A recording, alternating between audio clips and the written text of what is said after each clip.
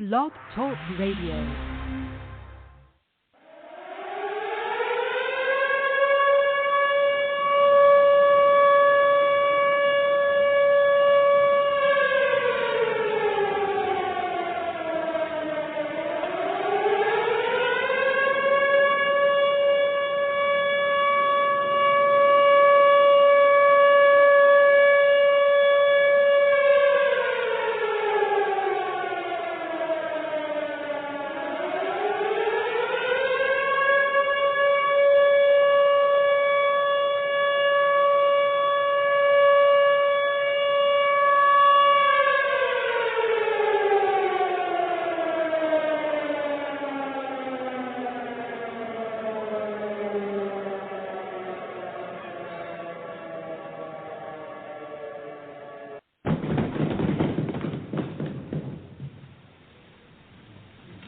President recognizes Mr. Adams of Massachusetts.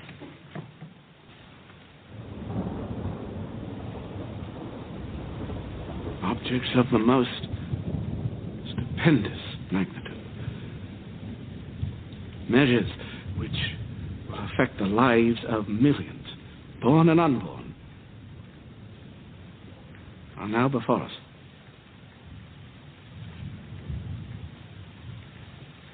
We must expect a great expense of blood to obtain them. But we must always remember that a free constitution of civil government cannot be purchased at too dear a rate, as there is nothing on this side of Jerusalem of greater importance to mankind. My worthy colleague from Pennsylvania has spoken with great ingenuity and eloquence. He has given you a grim prognostication of our national future, but where he foresees apocalypse, I see hope. I see a new nation ready to take its place in the world. Not an empire, but a republic. And a republic of laws, not men. Gentlemen, we are in the very midst of revolution. The most complete, unexpected, and remarkable of any in the history of the world. How few of the human race have ever had an opportunity of choosing a system of government for themselves and their children. I am not without apprehensions, gentlemen. But the end we have in sight is more than worth all the means. I believe, sirs, that the hour has come. My judgment approves this measure, and my whole heart is in it. All that I have, all that I am, and all that I hope in this life, I am now ready to stake upon it. While I live, let me have a country.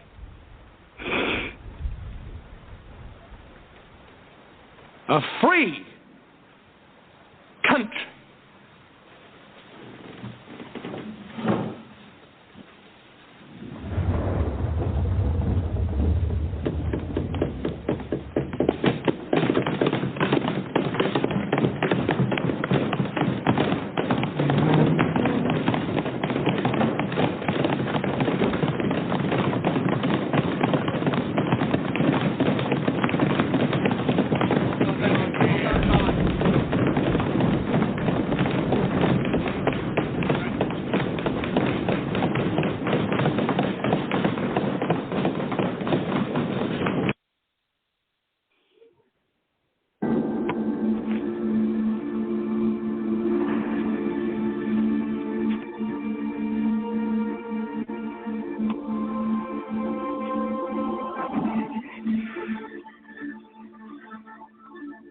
You have done a magnificent job. The visual impact that people will experience when they see what you have produced. You've been very impartial in your presentation, and you have allowed the people, the viewers, to make up their own mind. You present the evidence, and anyway, it's an honor to have you on the program. I want to say that the work that Dennis Wise has undertaken and accomplished, and the value of this work cannot be underestimated at this time especially. He has undertaken to present actual information about the most controversial period in human history. We have been given a narrative that has painted a picture, an image for the world to consume.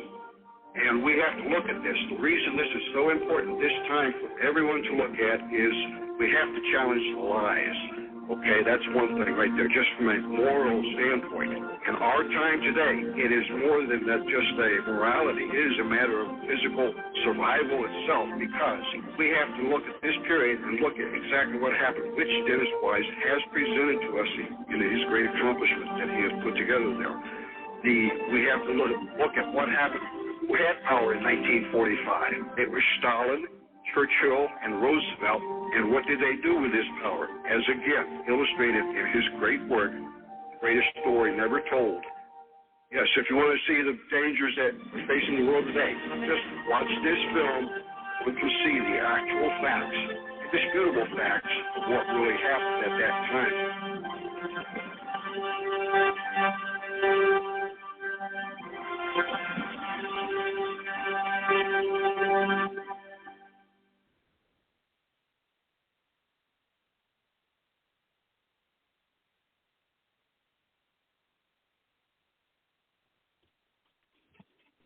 All right. Okay, all right. Try to do a little history lesson here for people here, because it seems like we don't know history anymore. And we tend to forget a lot of things that happen throughout history and repeat itself. So I didn't want to start off really with that right there. I got something else here. We'll go over some, stories of World War II, veterans, actual stories that archived that never been heard before.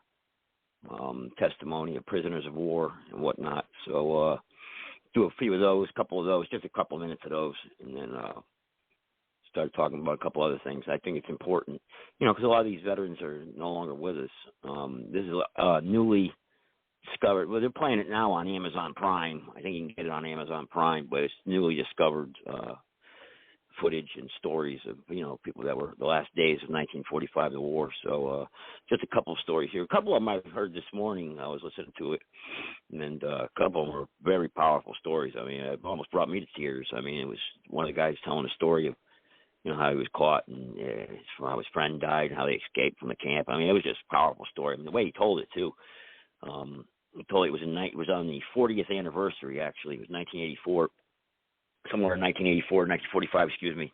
And then they played a clip from Ronald Reagan when he was over there, when they had the first Rangers that went over there and climbed that mountain to take out those 6 guns on top of the mountain. I mean, it was just, they were first soldiers to go in the Rangers. I mean, there were some bad men, and, and the guy was bringing his son over there to 10th anniversary in 1954, actually, I'm sorry. And it was just a powerful story, and the guy was telling him how, he's talking about his dad and everything. And I was sitting there thinking to myself, we don't have those types of people anymore. We don't have men like that anymore. We don't have, right now, they didn't have crimes like they did back then. You never heard of a school shooting in 1940, 1941, 42. These veterans were telling stories about how when Pearl Harbor got bombed, they said there was 4 months later, he said he was going down, he was arguing with his parents. His parents didn't, want him to get a deferment and stay working in the factory because it was a good job to have. You remember, they just got out of the Depression, a factory job, that's they cherish stuff like that. They just suffered, a hard depression. And he says, no, I want to go fight for my country. And, in 4 months, he rode his Harley Davidson all the way up to some recruiting place. He wanted to be an Air Force pilot. And he said the lines around the recruiting offices after Pearl Harbor were around the block. It would take 4 or 5 hours just to be seen, he said. That was 4 months later. That's how much people were trying to sign up. And then Roosevelt lowered the age from 21 to 18. And You know, and he said the line, people were dropping out of school left and right. He said they didn't want to go serve their country. They said they didn't care, you know. And whether or not it was right or wrong, what have you, it's called patriotism. It's called believing. It's called morale. You know, they believed in something. They believed in their country. People don't believe in their country today. Like I always say, and I think a couple people quote me on this. They remember I always say it. I think, John Doe always actually reminds me of that. You know, he said, you can't get 10 people, 11 people to meet at Burger King for a cup of coffee, and you're paying for it. How the hell are we going to fix anything in this country anymore? You know? I mean, just not to dwell on this, but look at Kamala Harris. Not even a natural-born citizen. You know, not even a citizen. Violates the Constitution. Just ignored. You know, look at the crowd yesterday at the rally they had. We're never going back. Yep, we're never going back. You got that right. We're never going back. We're never going back to things being affordable in the grocery stores or any store. We're never going back to having one parent stay at home and one parent go to work. That's right. We're never going back, you jackasses. That's right. And these liberals, there's no talking to them, and conservatives too, really. But the liberals were really bad. I mean, I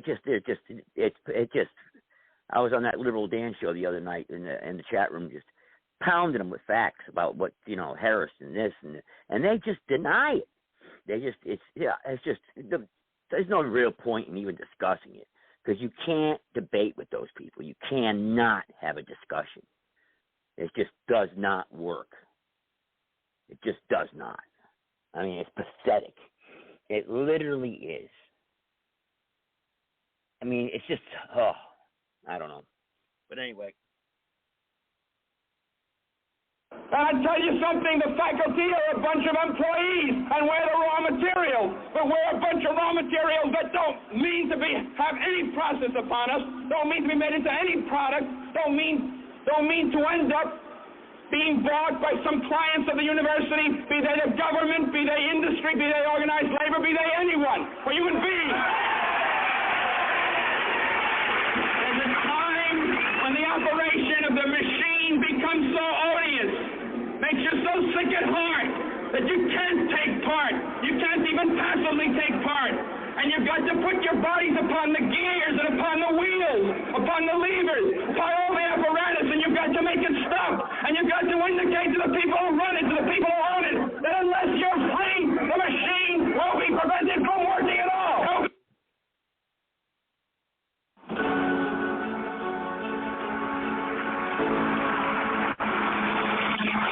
From time to time, we've been tempted to believe that society has become too complex to be managed by self-rule, that government by an elite group is superior to government for, by, and of the people. We are a nation that has a government, not the other way around.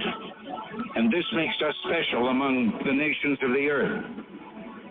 Our government has no power except that granted it by the people. It is made up of men and women who raise our food, patrol our streets, man our mines and factories, teach our children, keep our homes, and heal us when we're sick. Professionals, industrialists, shopkeepers, clerks, cabbies, and truck drivers. They are, in short, we the people. Their patriotism is quiet but deep. Their values sustain our national life. As for the enemies of freedom, those who are potential adversaries, they will be reminded that peace is the highest aspiration of the American people. We will negotiate for it, sacrifice for it. We will not surrender for it now or ever.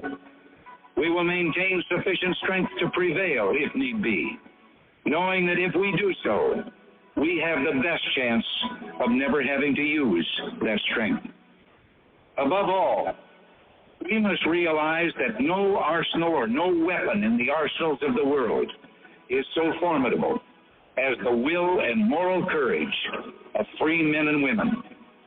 It is a weapon our adversaries in today's world do not have. It is a weapon that we as Americans do have. Well, I believe we, the Americans of today, are ready to act worthy of ourselves. ready to do what must be done to ensure happiness and liberty for ourselves, our children, and our children's children. We are a nation under God. I believe God intended for us to be free.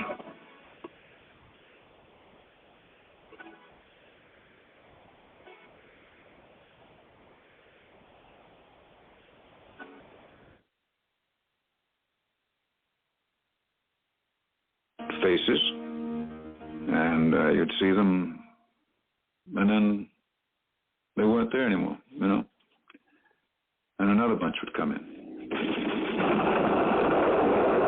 By the last weeks of World War II, the Allied bombing has reduced virtually every northern German city to rubble. Still, Hitler refuses to admit defeat, even though more than 600,000 German civilians lie dead under the bombardment. Yeah, it was accepted that there would be some mistakes made and civilians would naturally suffer. But they always gave us an industrial target as our objective. So we could justify in our own consciences that we were doing something that was contributing to the end of the war. Human beings don't like to kill civilians. And these young fighter pilots, also mostly in their 20s, were told and had to be told they were hitting industrial and military targets. They were briefed on this. But of course, everyone knew there were no precision-guided weapons in those days. When you were dropping a bomb load at 10,000 feet, especially at night, you saw simply the glow of lights. And you hoped to hell you hit industrial targets. On April 25th, 1945, Jeff Marlowe flies his last bombing mission over Germany and the last Allied bombing run in all of World War II. He has survived. His philosophy of taking one night at a time has seen him through to the end of the war. It made you value your own life much more. And then, of course, you think of the guys that didn't make it, and that's very sad. Because so often it was the good guys that got it, you know? So often.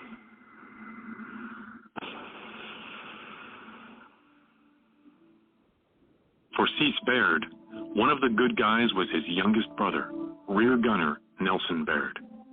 He is one of 5,500 Canadians killed, wounded, or reported missing in the last 3 months of the war.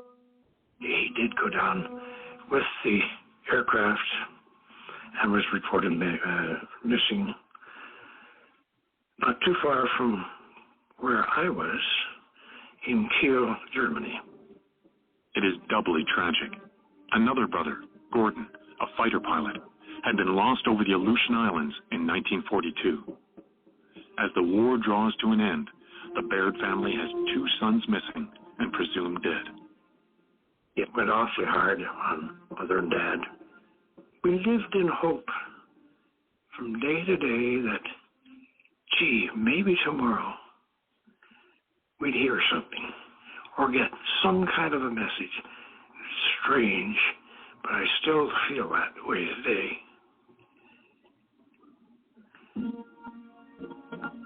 For every 25 Canadians who serve in World War II, one pays with his life. In all, 42,000 young men who never make it home. But now the war is almost over, and the revelation of the full horrors of Nazi evil is about to stun the entire free world.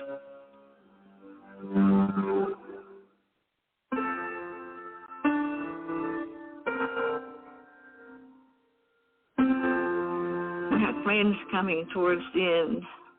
We would lie in the garden on our backs and watch the planes coming.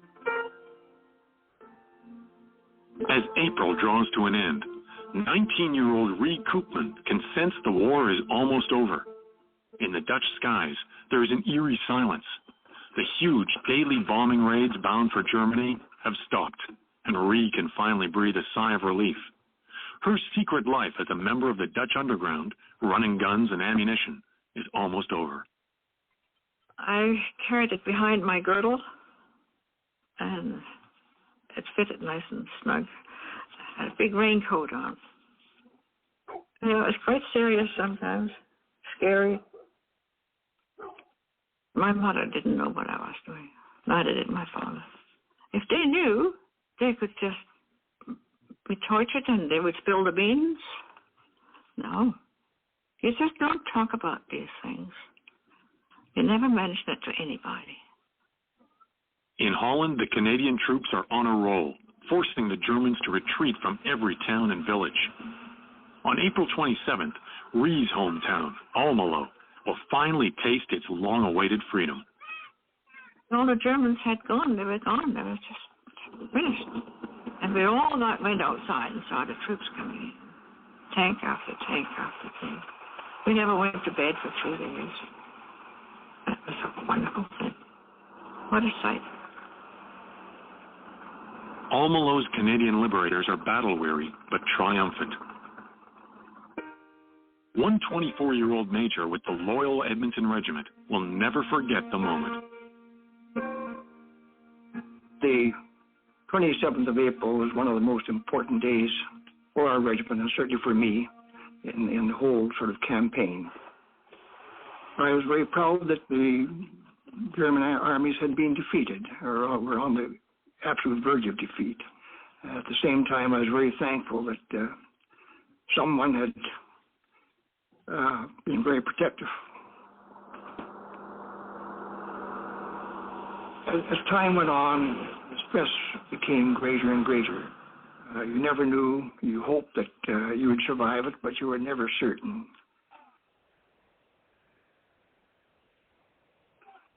It's hard to tell who is happier, the Dutch or their Canadian liberators. The jubilation is recorded for CBC Radio by a young Canadian journalist. I have just come from Amsterdam, where I saw the greatest and the strangest and the most fantastic liberation scenes of this war. Big fighting was going on in the center of the Dutch capital, while vast crowds packed the Demonstraat Bay, one of the main approaches to the city, celebrating the end of the war. They were throwing tulips at us, and well-aimed bunch of tulips can really hit you.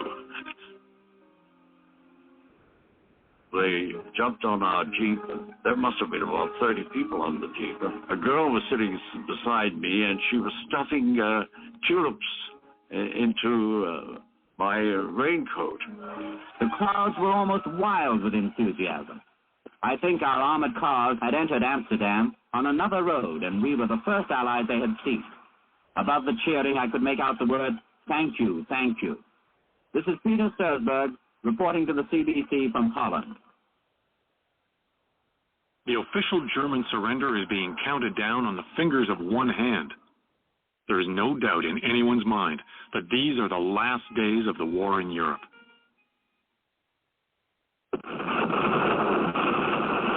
But half a world away, the war in the Pacific still rages on. 1,700 Canadian soldiers captured at the bloody Battle of Hong Kong at Christmas 1941 are still held in abysmal conditions in Japanese prisoner of war camps. A young Canadian sergeant has no idea that in Europe, his comrades are celebrating the end of the war.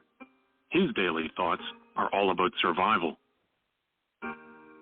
Oh, a lot of beatings. You got beat forever. Even if you looked the wrong way, sometimes they'd beat you up. By the spring of 1945, of the 6 young men who joined the Winnipeg Grenadiers from the small town of Minneota, Manitoba, Don McPherson is the only one still alive.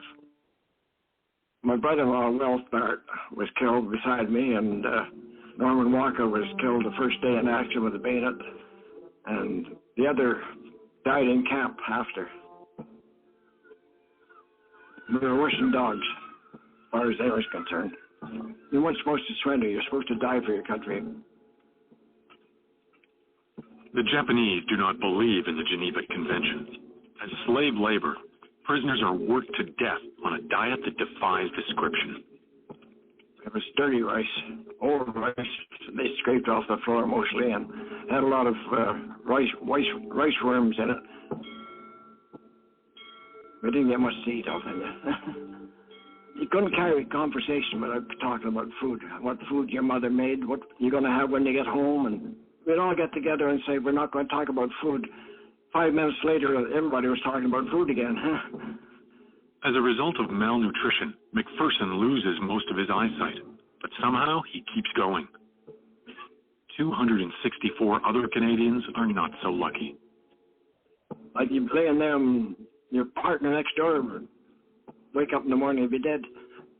If you give up one day and the next day you're dead, you just couldn't give up. And I wanted to get home. I knew I was going to get home. I made up my mind I was going to get home now. It will be several months before the horrors of the Japanese prisoner of war camps are exposed. But in Europe, as the Allies press home their advantage, the horrors of the Holocaust are coming to light. A British tank stumbles across the Bergen-Belsen concentration camp. The world cannot believe what it sees.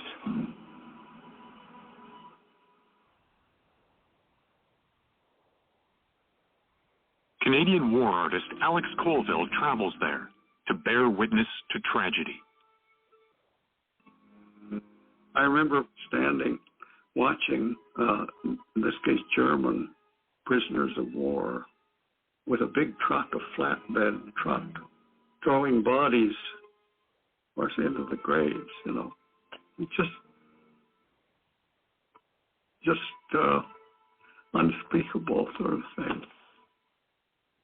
Early in 1945, it was so crowded it had almost 100,000 inmates. It had been designed for 10,000. But as all the inmates were driven out of the east as the Red Army approached, they were put into Bergen-Belsen. In March and April, out of that 100,000, 35,000 died just of malnutrition, typhoid, drowning in the outdoor latrines, so that by the time the British arrived, there were about 60,000 left that were liberated. 13,000 will die in the days after liberation, too sick and starved to be saved. A small part of the 6 million Jews who will die at the hands of the Nazis. The scale of it, the fact that there are 6,000 or something in one pit, you know, you just can't, there's no appropriate way to kind of react to that.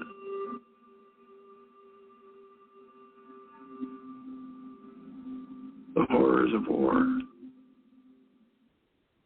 The stuff I did was pretty inadequate response to the spectacle. The spectacle of Bergen-Belsen is a turning point for the Allies, a stunning realization of the truth about Nazi Germany. It comes just as the end of the war is finally within reach. The Russians are moving in on Berlin from the east, the Allies from the west. Surrender seems only days away.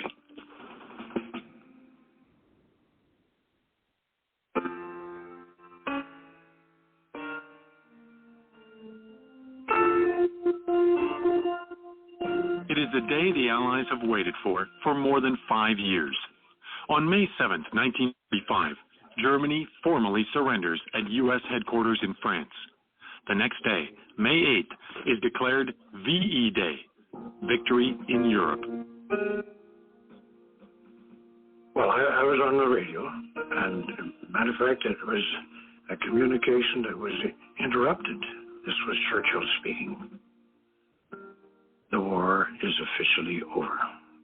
Hostilities will end officially at 1 minute after midnight tonight, Tuesday, the 8th of May. Today is Victory in Europe's Day. Long live the cause of freedom. And his last words were, God bless you.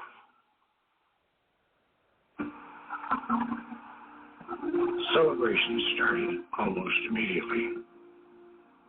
Hugging, kissing, and just going wild in the general to think that all this terrible, terrible stuff that we had been through is now over. In England, it seems the entire country wants to crowd into central London to celebrate. David Dixon, now on the mend in a British Army hospital, tries to rendezvous in the city with his war bride wife. I think the first day I was allowed out of hospital to go any distance was on VE Day, and unfortunately there were huge throngs on trains, but we never did meet that day. It was an exhilarating time for everybody. To us, it was really the end of the war. The massive celebrations throughout the Allied world stand in stark contrast to the devastation of Germany. The Germans understood that they had lost this war, that they had been beaten into submission. German cities had been bombed into smithereens. The invading armies from east and west had conquered it. Everyone knew that this was utter and total defeat and surrender. The Germans put up signs, alles kaputt. You know, this was the famous expression, alles. Seems very kind of right in German. So the word kaputt, but that became a very popular thing in English. Alles kaputt. The war in Europe may be over, but German submarine U-190 is still a long way from home. Since sinking the Esquimalt outside Halifax Harbor, it has been hiding, submerged for 2 weeks off the coast of Nova Scotia. We received a signal from Germany, the war is over, come to the surface, set a black flag, throw overboard the ammunition, and radio your position in open language and wait for things to happen, which we did. Following night, we were picked up by 2 Canadian warships, and for the next 2 days, we spent the time together on the sub and went towards Bay Bowles, Newfoundland, where we tied up on about the 13th or so.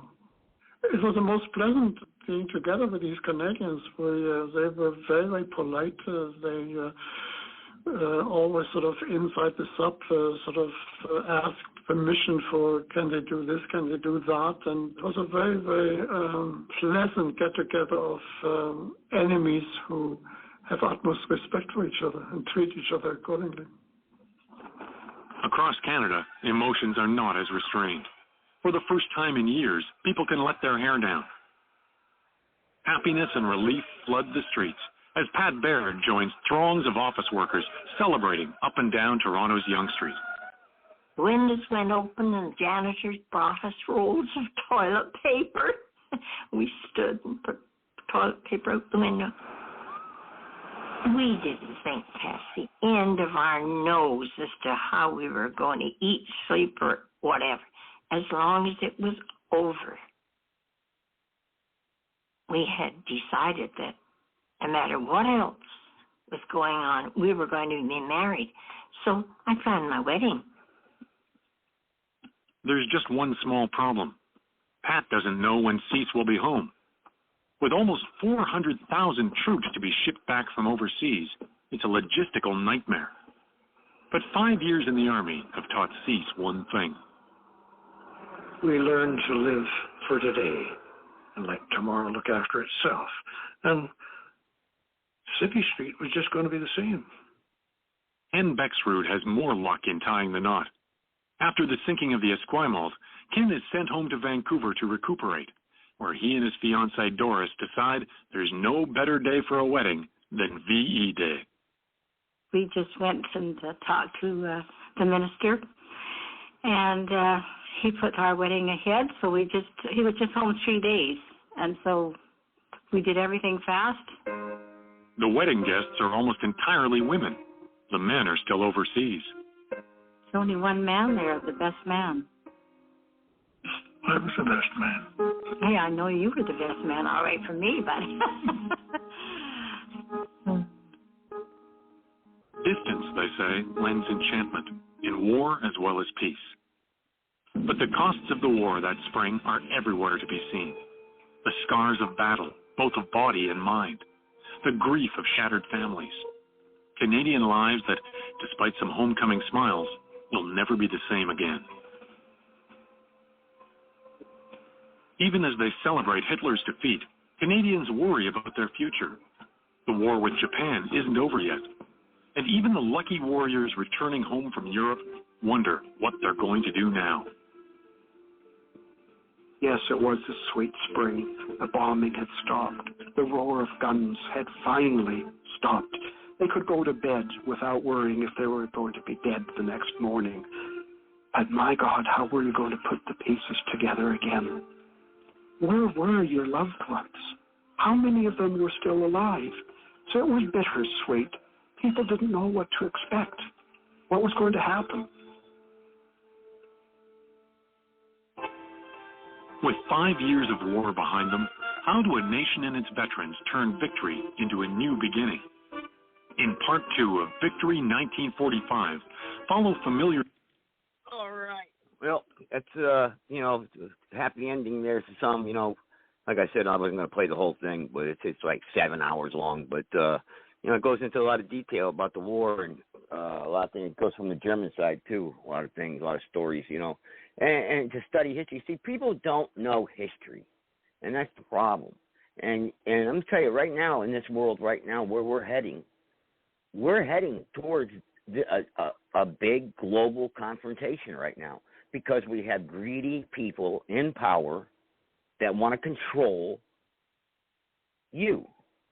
And it seems people just don't care. They just go, oh, yeah. Or you've got people who think they know when they don't know. They don't know what's really going on. They swear up and down they know the truth. I mean, just look at if you can't look at it from a global standpoint or from a national standpoint, look at it from your own family's standpoint or the friends or the people you socialize with. Look from that viewpoint. Look around. I said opened up with, we don't have men like that anymore. We don't have people like this anymore. So if we were to ever have a conflict like this, how would we ever pick up the pieces? The death and destruction that would occur. I mean, if this country plunged into a civil war, I wouldn't trust my guy. I wouldn't trust a truck pulling up. Hey, load up. You got to go here. I wouldn't go anywhere. I'm gonna fight for my community and the people, the network of people that I've established contact with that know that are in the know. And if I see foreign faces in this area or some, the breakdown of civility happens, it's lock and load. Death and destruction. The bigger units will prevail. Make contact with who you know. Be self-sufficient, self-governance the best you can. But the national standards and the way of life that we live today is gone. Cell phones done. Electricity done. Running water unless you got a well with an inverter or you know how to purify water done. So transportation done. These roads, the way they're built now, if you can remember back then, they were driving all around dirt roads, basically. There weren't tarred roads everywhere. So all the roads today are tarred. I mean, you sink a pothole in there, you can't get across. I mean, especially in the vehicles you drive today, they're all made out of plastic. Vehicles back then were made out of steel. I mean, it's everything's made out of garbage. You stick a shovel in the ground today, it snaps in half. So the quality is garbage. The quality of man is garbage. So we're in big trouble. It's not too late to wake up and turn it around. It's going to be a hard fight to turn things around, and you're going to have to piss off a lot of people. You got to get in their face. That's the way it's got to be. And you got more than half the country right now that believes in this Kamala Harris and these liberals and the way they believe, and they don't like America. Especially the minority groups out there, a majority of them, not all, but a lot of them. They don't like America's foundation. They don't like the freedom, the self-governance. They want government to protect. They want to be protected, coddled. They deserve something. They're owed something. They need reparations. They need to be paid. They built this country with a pitchfork. Yeah, okay. By the blood, sweat, and tears, they built this country. They didn't build nothing. But that's what they're being taught in the schools today, and you owe them. You owe them. If you have success today, you owe the poor. Remember, they're entitled to health care. They're entitled to education. Everything should be free. That's how they feel. This is what they believe. This is what they're fighting for. They want to see two men sucking on each other's gums walking down the street. They like that. That's good. It's my body. What gives you the government the right to tell me what to do with my body, even though I'm killing a child? Abortion. Oh, they go nuts over that abortion issue now. And a lot of Republicans are losing because of that. Right here in North Carolina, Mark Robinson down 14 points. They've been playing that abortion commercial and the women commercial, pounding it. You can't turn on the TV without seeing Mark Robinson and the funny pictures they put up of him and his voice taken out of context. He didn't say all that. But they believe it, though. They believe, he's going to put us all back in chains, like Biden says. Put you all back in chains. Yeah, okay. The only chains you're going to wear is from the government. Freedom is never chains. You're never restricted. Your freedom is never restricted by chains when some people are preaching freedom. Freedom means, guess what? You have to take responsibility, and you have to be accountable. That's what freedom means. And what's wrong with that? Because if you can't do that, and you can't live like that, then you're not what this country was founded upon, the principles of what this country was founded on. Well, the founding fathers, they owned slaves. They were Freemasons. No, they were not. And yes, they did own slaves. Okay, but man, you got to go back to that time. Look, everyone was enslaved some point in time throughout the history of the globe, some way or another, and some suffered harsher than others. Some were sold out by their own people. Some were conquered. That's just the way things were. That's the way history unraveled. America is here now. This is the way it is. We have our Constitution. And nothing new system is going to take its place unless it's all torn down and destroyed. And if that happens, you will never see anything be fixed anyway. You'll be living a life of misery and destruction and trying to rebuild something. You'll be fighting a war because the next one's not going to last for 2 days. It's not going to last for 5 years. It's going to last for a long time unless we wipe each other out quickly, and that could happen too. So you need to wake up and knock it off. Knock it off. All this debating and yelling and arguing over nothing, and we're arguing over things that we should not even be arguing about. We need to be coming together to fight against the tyrannical scumbags that are trying to control us through their dollar system, their digits, their money, whatever, their cryptos, whatever the hell they were trying to come up with to control us. Their so-called phony values, how they think Americans should be raised and live the American dream. No. Everything they teach is false. It's wrong. What's wrong with big government? When you have a lot of people trying to control you, that means many mistakes are going to be made. I'd rather have very little trying to control me and me make my own individual mistakes so I can learn from them. Man. But, war is just, it's very hard to pass this along, that message about what war is really about on a radio show, because you can't see the images and you can't see, some of those videos that was being played here while the narrator was talking, they were chucking bodies off the side of a cliff. It was just the pictures were terrible. Those are human beings. You could see how they died, their mouths all. It's just, Is that how you want to see your mother? Is that how you want to see your father or your wife or your brother or your husband or your daughter or your son? Is that what you want to see? You want to witness that? That's how you want to live? You want to see your family torn apart? I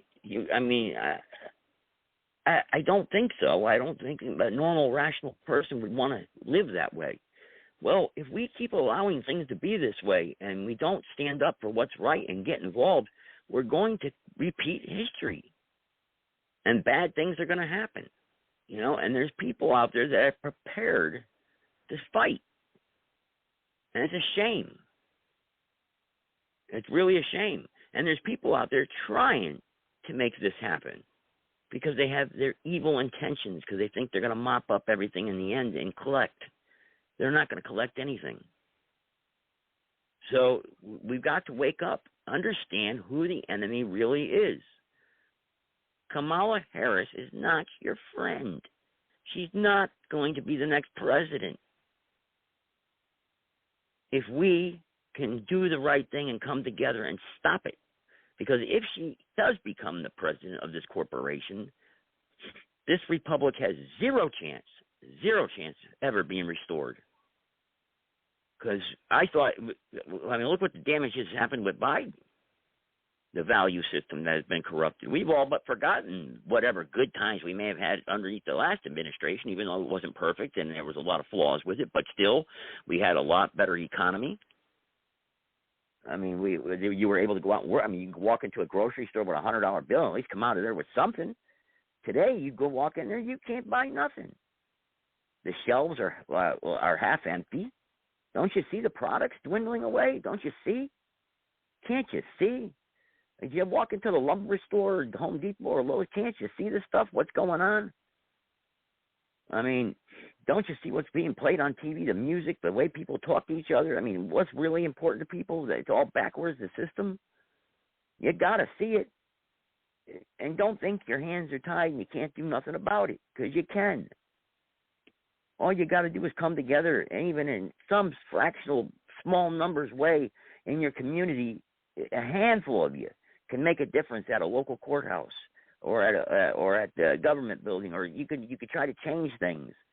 You know, you unseat these people, recall them, do something. There's just so many ways. We still have the tools of the Constitution at our fingertips to try to change these evil bastards. I mean, look at me. I file a federal lawsuit, and look, I got people on Blog Talk Radio criticizing me, the naysayers out there, the idiots, the big tough guys who don't have a clue who they're talking about or what they're saying.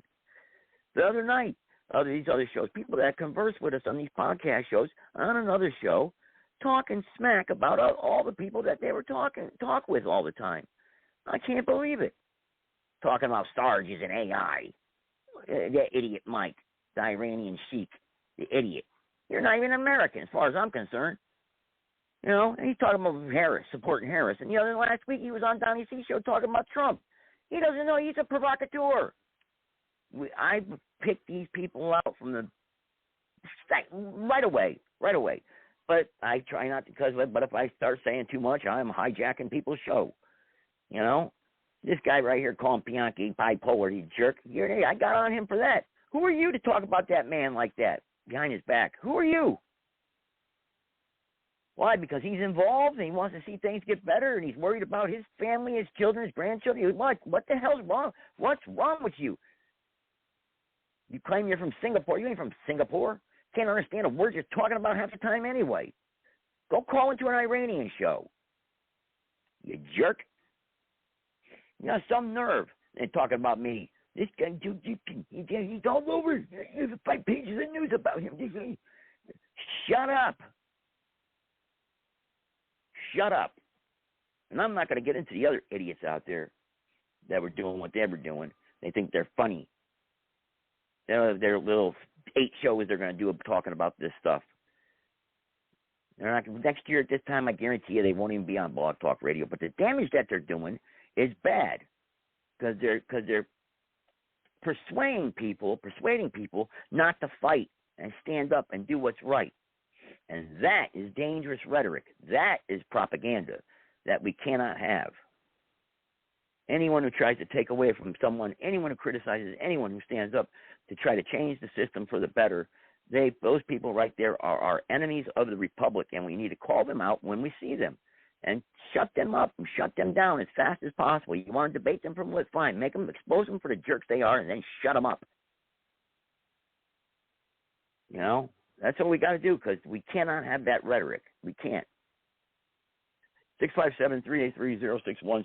Press 1 if anybody wants to comment or whatever. I don't even have my phone board up here in front of me, so I don't even know if I got any callers or not.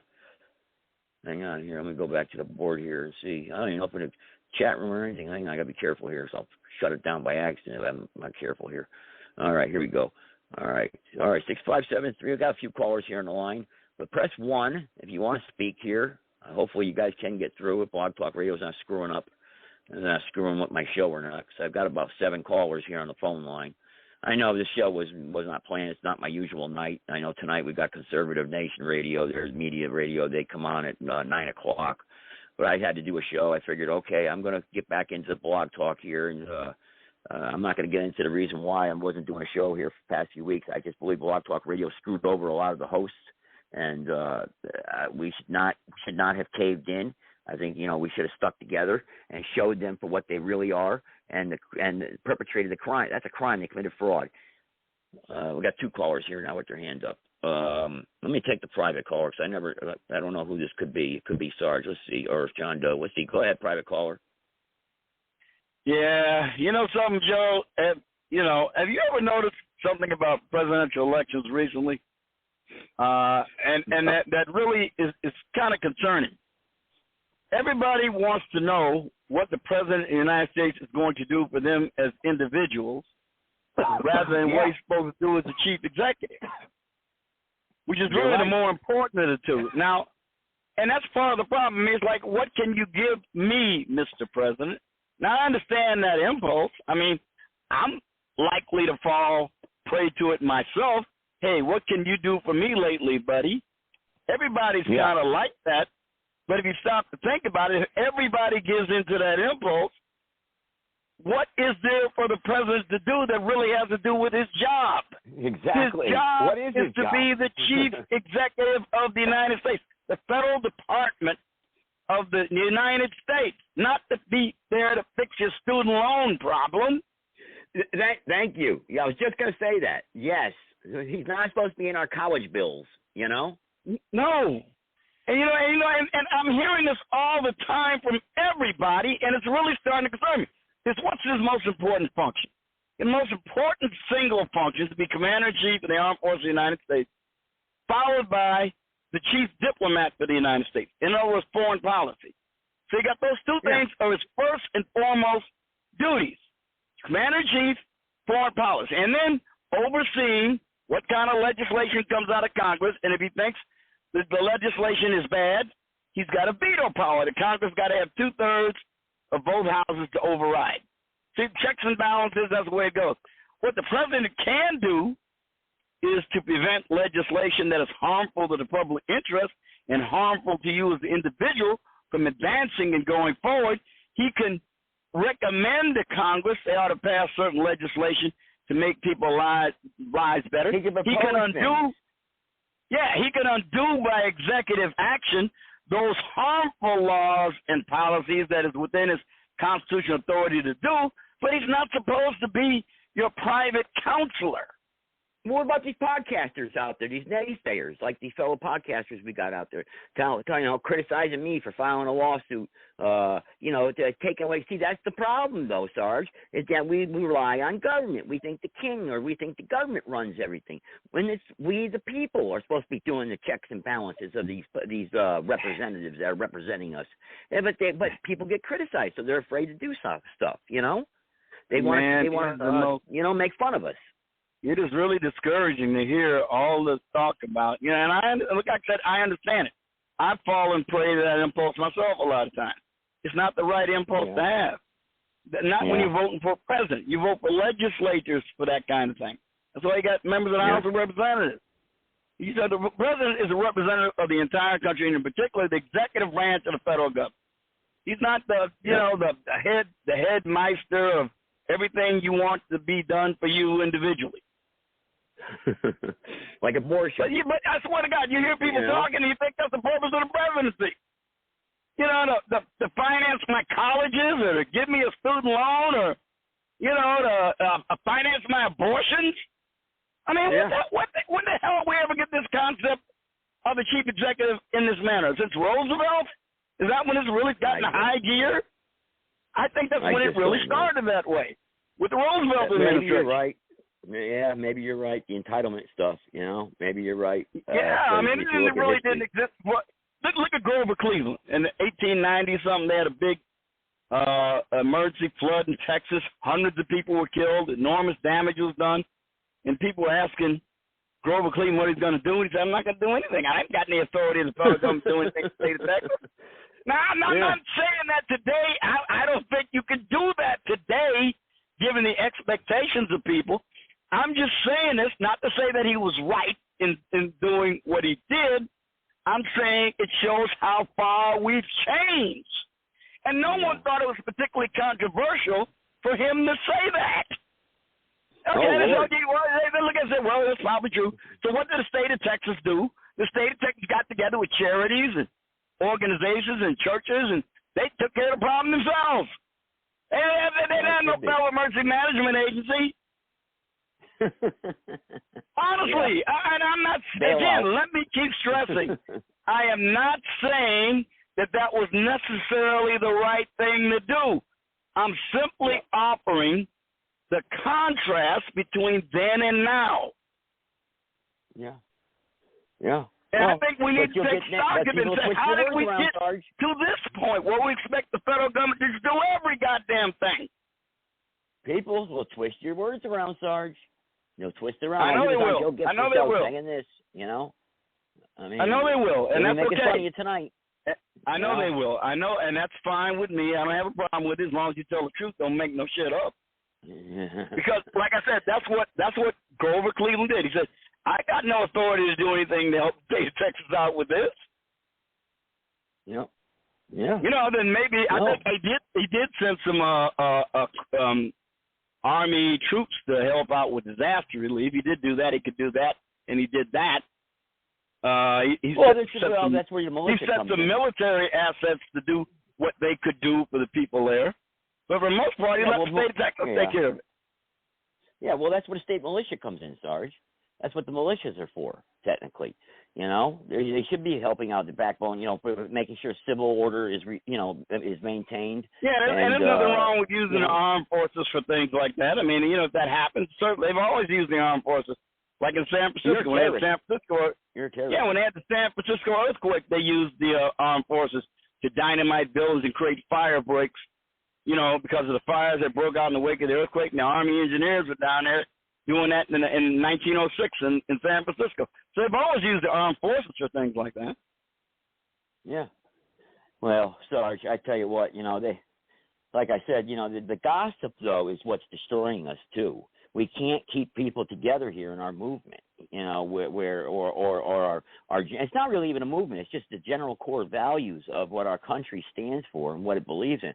I mean, people talking about, like the other night they were talking about, you know, remember you about the Iraq war and everything. Why would you do something like that? That's not right. You know, why are you going to distinguish the man's uniform, you know, for the services that he's provided for this country? Well, no matter what he might have said or words taken out of context, it doesn't matter. He still serves this country. That's a fact.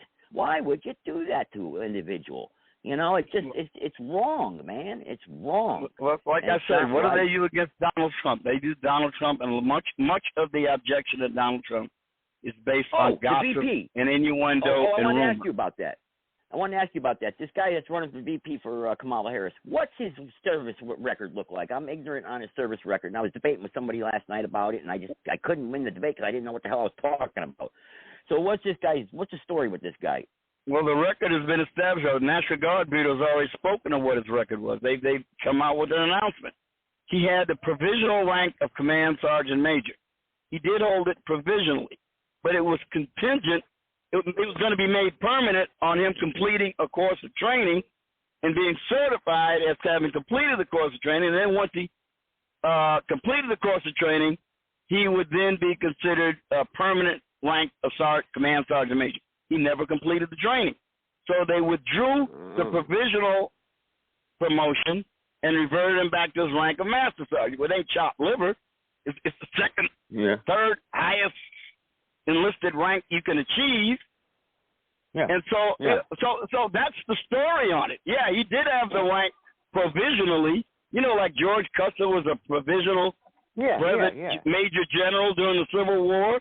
And after the Civil War, they withdrew that and went back to being a lieutenant colonel.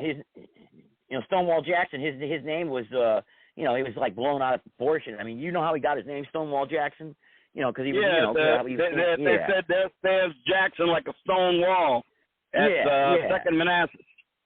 Yeah, not because he was fighting, defending, standing there and everyone was running up against him and they couldn't get through, That wasn't it. No, he was standing there prepared to hold the ground and telling his other troops to hold the ground, getting ready for a counterattack. And he stood there and he was clearly in command and he was prepared and he was not wavering. The situation was kind of dicey. He wasn't. We said, nope, we're gonna. He always believed in bringing the black flag to the enemy. That guy was, wow.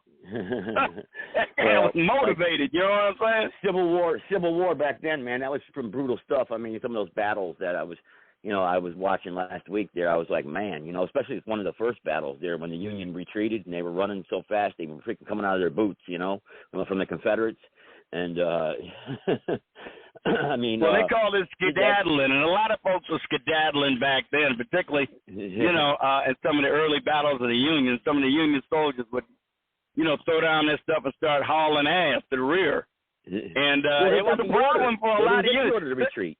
Do you ever see that movie? You ever read the novel Red Badge of Courage? You see that movie with Audie Murphy, which is a great movie, by the way, the one with the star Audie Murphy? I read the book when I was a kid, but I don't remember the movie. Well, you ought to reread it, and you ought to watch Audie Murphy's performance in the Red Badge of Courage. It's one of the great understated movies of all time, and it shows how Union troops at that stage of the war would often just throw down a weapon. Here's Audie Murphy playing the role of a guy who panics in battle. We know that wasn't true of Audie Murphy. But he was playing a role of a soldier who panicked, threw down his weapon, got separated from his units, wandering around in the rear areas, trying to figure out what to do. And through a series of circumstances, he gets motivated, goes back to the front, carries the battle for his comrades, and then becomes highly decorated. But it's really interesting to see the way they portrayed it because, it was common for Union soldiers to be, especially in the early battle. First Manassas, even Antietam and Shiloh. What was Napoleon's main downfall? What was his downfall? Oh, well, you say his downfall with the invasion of Russia. Like a lot of other people back then. Yeah. Well, I mean, what was the last battle, though? Yeah, okay. Oh, you mean at Waterloo. You mean at Waterloo. Yeah. Oh, well, look, there's a combination of things. Like his generals did not follow his orders, particularly Marshal Ney. He ordered a cavalry charge unsupported by infantry, and it was broken by the British squares that had set up, the British infantry squares that set up. Another general did not march to the sound of guns. He bullheadedly stuck to his orders instead of realizing that the mission he'd been sent on was no longer, had not been compromised, but it had been rendered useless or not needed, and he should have the flexibility to change his orders and join forces with Napoleon at Waterloo, because the Prussians, who they thought had been defeated and were in retreat, had regrouped and had turned around and were coming back to Waterloo to reinforce Wellington. But the problem was that this general didn't see that. Had he joined forces with Napoleon, it's quite possible they would have turned the day in favor of the French. Okay. So there's a whole lot of things that combine to create the outcome. The mud, the rain couldn't move his artillery because of the mud, and then the shells wouldn't bounce off the ground. They'd hit the ground. They wouldn't bounce like they'd count on the artillery to bounce and knock down the infantry. That didn't happen either. If Napoleon would have won, just say all that at the end there and cleaned house, not had any complications, what do you think the outcome would have been for Russia and all that area? He'd already lost in Russia. He was trying to regain. Look, you got to remember, when he left the island of Elba to return to the continent, he was considered an outlaw by the international community because he just gathered his charisma, enabled him to gather an immense army. He only had the old guard. He came there with 800 men. Wasn't he under house arrest or something? He was under house arrest, but he just fled, came back to the continent, and then when word came that he was returning, the emperor was returning, his armies just flocked to him. They sent Marshal Ney, King Louis XVIII sent Marshal Ney to arrest him. He said, King, I will return with Napoleon in the cage. And he went there, and he was so overpowered by Napoleon's charisma and the fact that his own men under his command would not fire on Napoleon. Napoleon just walked right up and said, here am I am your emperor. You're going to kill your emperor. He just walked up there and exposed himself to the fire. They wouldn't do that. And then all of a sudden, thousands of French soldiers rallied to Napoleon, and the whole damn army marches on Paris. The king abdicates. And when the French king abdicated, here's Napoleon sitting up there in charge of France again. And the international community said, we're not recognizing him. He's an outlaw. And what he did was illegitimately seize power in France and was forming the third coalition against Napoleon. And that it was on again. Okay, I see now. Because I got a little clouded there. Okay, all right. I still got to do some more studying on that. But yeah, he was considered an international pariah. You got to remember, they considered him an international pariah. They considered the Napoleon's regime that he set up after he forced the king to abdicate an illegitimate regime. It didn't deserve any diplomatic protection protocol or observance. Gotcha. And they said they weren't fighting against France; they were fighting against Napoleon. All of the Austria and Prussia and Great Britain. Well, yeah. And the Belgians were fighting with some of the Belgians were fighting with Napoleon, some were fighting with the coalition. But it was all countries like that. Yeah, Belgium and stuff. They really didn't have. I mean, they're small little countries with not large populations. How could they commanded such strength? I just don't understand. Well, wait a minute. Napoleon wasn't actually a mainland Frenchman. He was a Corsican. He was from a colony of France. I mean, he was a French citizen in that sense, but he was a Corsican. He was kind of like, a lot of people compared him in many ways like to Hitler. Hitler wasn't a German. He was an Austrian. Yeah, I know. He's an Austrian. An Austrian citizen. Napoleon wanted to be French. He wanted to be completely considered French, not Corsican. And when his military career was in the ascendancy, he was constantly getting belittled and teased about being a Corsican. Oh, okay. That really kind of irritated him. It was one of the things that motivated him to the ascendancy that he came. The fact that he wanted revenge on all those who didn't consider him a true Frenchman. Yeah. Well, was he a good fighter, Napoleon? I mean, as far as Napoleon, his personal courage. Oh no, his personal courage was never doubted. When he was a junior officer in the French Revolution, he led from the front. I mean, he was at the very front, and he would be waving his men on, and from the leadership. I mean, he was at the point of the attack all the time. So his personal courage was never in doubt. Crazy. And he survived it. That. Yeah, the horse, man. That movie, that part where they show in that movie, which I didn't like all that much because it didn't show how charismatic that Napoleon was. They showed a part where he had his horse shot out from under him by a cannonball. No, I didn't see that. You talking about Jacqueline Phoenix? You talking about that one? I didn't like that because you watch that movie, you never would understand why he was so charismatic. If you want to see a presentation that shows how charismatic Napoleon was and why he could attract the sort of following he did, you ought to watch this BBC production they made in the 90s or early 2000s. It was like a 3-part miniseries. Yeah, BBC. And it shows if you watch that. Okay, I see. Yeah, if you watch that, you will understand why Napoleon was so charismatic and why he could attract followers and why he could hold them by the force of his personality. That movie with Joaquin Phoenix, you never know it. He looked like a cock. Yeah. Well, yeah, he's all stiff and everything, and Yeah, and he was getting cooked by Josephine, and that's all there was to it. And so, why would anybody want to follow this guy to the gates of Moscow and freeze to death? I wouldn't. But if you watch the BBC production, you can understand his charisma, his intelligence, his drive, his magnetism, his single-minded focusedness, and his impulse to being a tyrant. You can understand it, at least, watching it. All right. Okay. Good. All right, well, I'm going to check that one out then, that one that you recommend. I'm writing it down now, so I'll check that one out. Kind of like with Hitler. I mean, he had a lot of the same good qualities as Hitler had that inspired people to follow him the way they did. He wasn't quite as insane and crazy as Hitler was, but in other respects, he had that same sort of magnetic charisma that just drew people. I listen to, with Hitler now, I listen to a lot of his speeches, and you see, the mainstream media and shows and they just, all the Hitler play is him going crazy.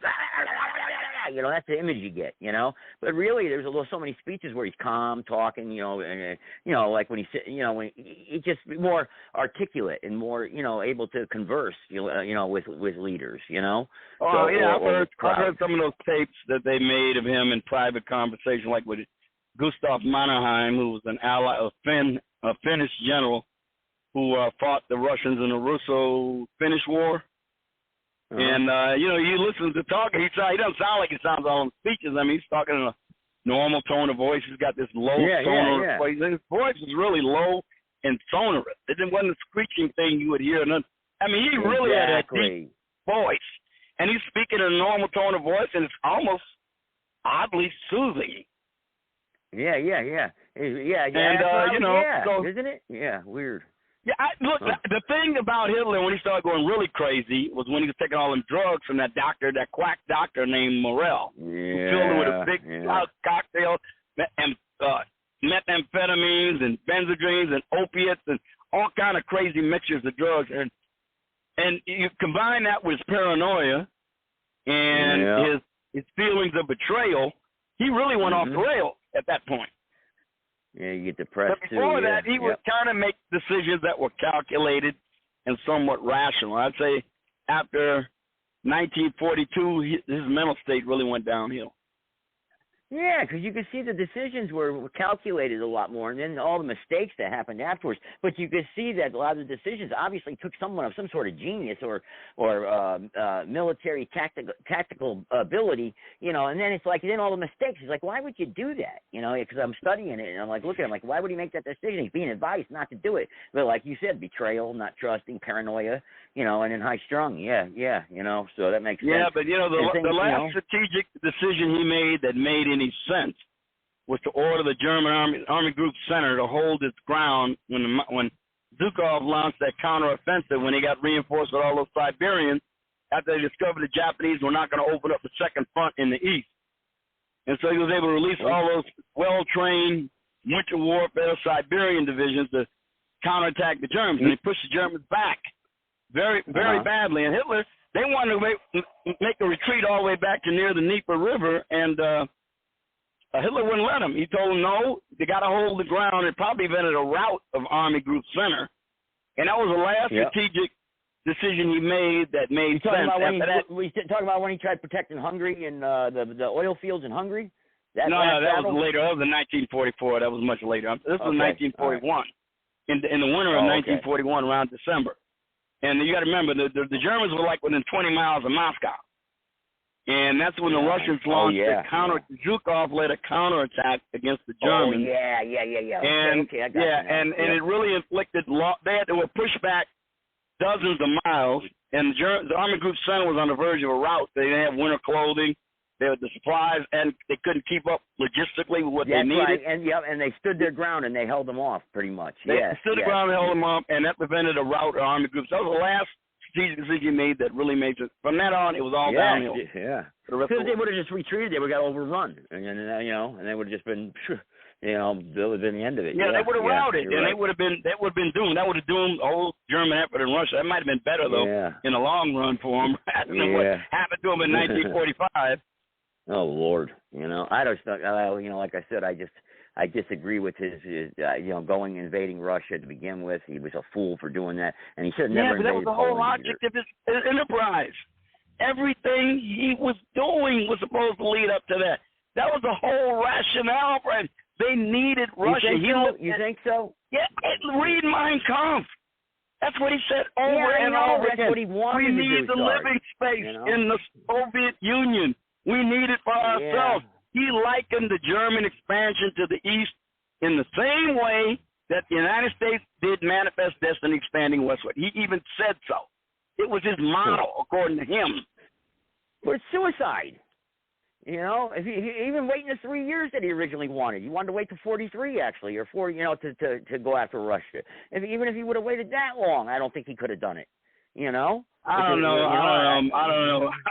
Joe. I mean, look, it may be so, Joe, but I'm just saying that the whole reason Hitler ran the Nazi Party and came to power and everything else was not to conquer Western Europe. He wanted to have like what Napoleon did. He wanted a continental system with Germany at the center of it. In the West and in the East, he wanted a complete subjugation of European Russia up to the Ural Mountains. I mean, they were going to be a slave serf state at best, the ones that he allowed to live. He was going to wipe out all of the Slavs at East that could no longer be useful for slave labor for Germany. That was the object. And look at the way Hitler occupied the Channel Islands in the Atlantic. The British Channel Islands. No. Now, if you see the way he administered them, I mean, it was no misunderstanding. It was still kind of harsh because the Germans weren't exactly, World War II weren't exactly nice people. But for the most part, they observed the Hague Protocols on Occupation and international laws on occupation, and they allowed the British to have their own government.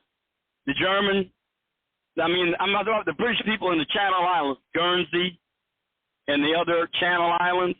They set up a civil administration. Oh yeah, it's a fascinating story, man. I mean, I didn't know much about it till a couple months ago when I read up about it. It was fascinating to read how the German authorities and the British authorities cooperated in occupying the Channel Islands because they were British. You look at the pictures at the time, you'll see British police talking to German officers and German people and coordinating their activities.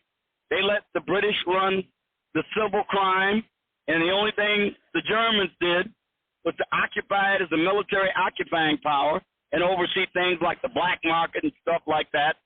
And even then, the British authorities would cooperate with the Germans to get control of the black market because, of course, that hurts the civilian market, too. Yeah. And there's a great BBC series called Enemy at the Door. It's like 26 parts. When I started watching this thing, I couldn't stop watching it. It's about the German occupation of the Channel Islands. It is a little chapter history I didn't know that much about, but after you watch this TV series, you say, good God, I had no idea that happened the way it did. Huh. I mean, it's a very accurate depiction of what happened when the Germans occupied the Channel Islands. And one reason they did it that way, because Hitler wanted to show the Western allies how their lives would be under German occupation. It's really not as bad as you think it is. But a lot of it was propaganda, too. No, thanks. I don't think I really want that, though. Yeah, but that's what they were trying to show a model occupation. I mean, look, German soldiers who were convicted of rape of women in the Channel Islands were executed regularly. Really? I mean, they probably actually had 10 or 12 German soldiers got executed. They were tried, they were court-martialed, and they would have these 1 or 2 day court-martials, And they get the witnesses and look at it. And even though they had an enlisted representative in the German court-martials, they had an enlisted representative there, along with the officers. They make a vote to determine whether the guy was guilty. But if they were found guilty, they take him out and shoot him the next day. They were very strict on ensuring that the German soldiers behaved correctly toward the English people on the islands. I mean, they didn't brook any abuse of the civilian population at all. Well, they were more civilized. They were more civilized than what the world and TV makes them out to be. They make them out to be these barbarians. Well, it depends on who you're talking about and who they're working against. They didn't look at the Soviets that way. They didn't look at the Poles that way. Yeah, and Jews, So it depends. The Western, the British certainly, he thought they were kindred people. The French, a little bit less so. The people in the Dutch and the Norwegians and the Danes and the Swedes. Okay, they were the same thing. But man, you were what they called an enemy of the Reich. Oh man, your ass was bad. Yeah. It's funny you viewed Italians so closely like that. I mean, the Italians, I mean, geez. Well, I mean, the Italians you'd think differently, especially with their heritage and. With Hannibal. All you got to look at is the way they treated. All you got to do is the way they treated. Look at how they treated the Italians after Operation Axis when the Italians surrendered to the Allies in 1943. Oh, and they Lord. occupied. They occupied Italy. They were brutal to the Italian army and to those people they saw as being allied with the Allies. I mean, they got traded. They were traitors, I mean, it was horrific. It was not pretty. It was not pretty. And remember, the Italian government concluded an armistice with the Allies, so the Germans were really obliged to respect that because it was the legitimate Italian government that did it. Yep. I mean, they just like when the Finns conducted an armistice with the Russians. And the continuation war. And they were obligated to respect it because it was legitimate government that negotiated an armistice, but then Hitler wanted to view them as traitors to his cause. Hey, why do you think he never invaded Sweden? Sweden. Why do you think that never got conquered? Everybody wants a neutral party in a war. Everybody, both sides need somebody who's neutral, who can act as an arbiter when things need to be arbitrated that you can't do because you ain't got diplomatic relations with the people you're at war with. You got to have some country. Switzerland and Sweden serve those purposes. You got to have somebody who can be an intermediary. You can't be at war with everybody. And that goes for both sides. Yeah. Both sides find a neutral party that is reliably neutral, that will not violate their neutrality for either side. Everybody needs that in a money factor. And, the wandering of money. Well, yeah, but still, that goes for both sides. Both sides did.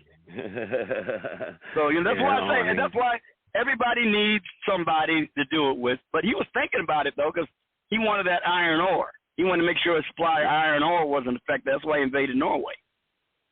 Yeah.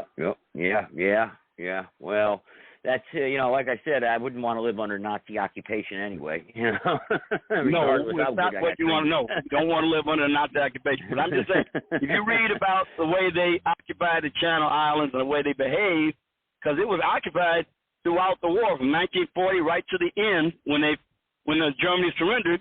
They finally, of course, surrendered the islands. And their occupation, even though it was harsh, the islanders said the Germans, for the most part, behaved pretty correctly. When did they get their fangs? When did they first get their fangs into North Africa? What year was that? 38? When Mussolini was getting his ass kicked. That's the reason. Okay. Mussolini was getting his ass kicked, and the British had wanted Beta Farm and captured hundreds of thousands of Italian prisoners, and were shoving the Italians out of Libya. And Hitler wanted to bail out his ally, like he had to do in the Balkans. He had to do it in North Africa. Okay. And that's why he sent Rommel over there with the Africa Corps. Gotcha. He got sidetracked. And what a waste of resources. He didn't have any intention of going there. He was marshaling his resources to invade the Soviet Union. Hell, bailing out Mussolini in the Balkans cost him 3 weeks of good campaigning weather that probably kept him from getting into Moscow. Oh, I know, and Rommel too. Cost him Rommel. I mean, imagine Rommel on the Eastern Front, though. And all the resources, that were spent, and the Italians too, that could have still, used to their helped them out more on the East. They would have definitely. Well, they were using. Well, look, even the Germans saw the North African theater as a sideshow, and Rommel was trying to run it on a shoestring, which was like his victories. The victories he accomplished were so remarkable because he did it on a shoestring and with daring tactics. He was not well supplied at all. And you got to remember, the Allies were making it hard for him to get resupplied because they largely had control of the air and the sea to get the resupply through to North Africa. That was his biggest problem, was getting resupplied. It had to come over sea routes in the Mediterranean. That's why they were fighting for places like Tobruk. Wow. Tobruk. I'll tell you what. Yeah. Well, what's going on in Europe now? What's going on over in Europe now? I mean, I can't make sense of anything that's going on over there between the Muslims please. I mean, it's insanity. They're making a big deal out of this Ukrainian offensive in Kursk. And there's no doubt that it's causing the Russians some headaches. After all, the counteroffensive in the Ardennes caused the United States some headaches and the British some headaches. I mean, they captured 8,000 prisoners in one go on the Schnee Eifel. They took 8,000 American soldiers prisoner in one go. 2 whole regiments of the 106th Division were captured. You saw endless lines of American prisoners marching toward Germany. And you would have thought the American army was being defeated. And it wasn't even close to that, really. It did cause a lot of headaches, and the same thing with the Ukrainian offensive into Kursk. But they're getting battered badly. I know. I'm in communication with people who are telling me that on the ground it's really bad. Just like the Germans got battered. For who? In their counteroffensive in Ardennes. What? Well, for who? The Ukrainians? It's bad? Yeah, the Ukrainians getting battered in that offensive, man. They're trying to make it into a propaganda victory. Like, remember, the Germans were big in all those newsreels showing, German troops triumphant, all these burning American vehicles. Hundreds and thousands of American prisoners being shuffled off into captivity. I mean, thousands. They took over 11,000 prisoners in the Ardennes. Oh, I got Tave here. I think this is Tave. Hang on. So, you know, I mean, you can make propaganda can make anything look good if you just take the pictures. You think, hell, you know, the United States is losing a war. If you looked at those propaganda pictures that the Germans released in the Ardennes, but it just wasn't so. It wasn't even close to the truth. Yeah, no, I agree with you. What's up, Tave? Is that you? Yep, that's me. Tave. Oh, okay. Yep. What's the word? Sarge is right. Ukrainians are getting, it's a meat grinder over there right now. They're getting tore apart. Really? Yep. So Russia's really kicking up. So Putin's saying, all right, no more games. Screw this.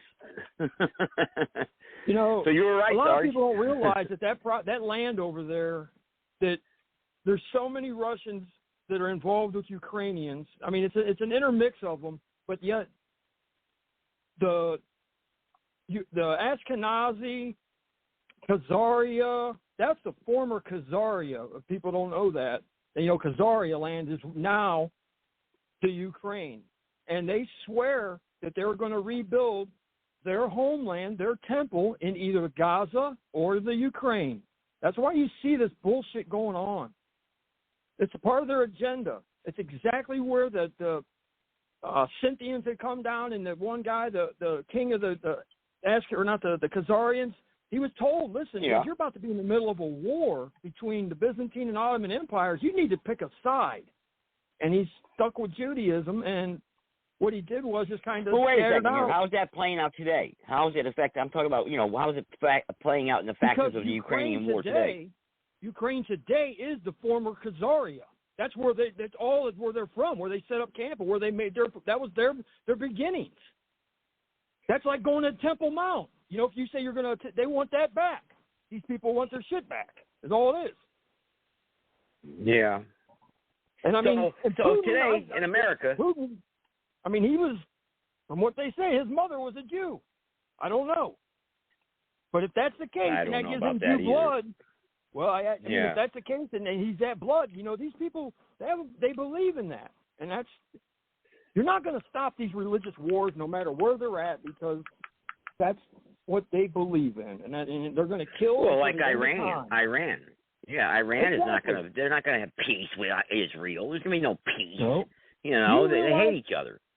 I was reading something the other night, and I come across it, and I said, it took me, I couldn't believe after I looked up, it was about 2.5, 3 hours of reading, that this is prior to Judaism.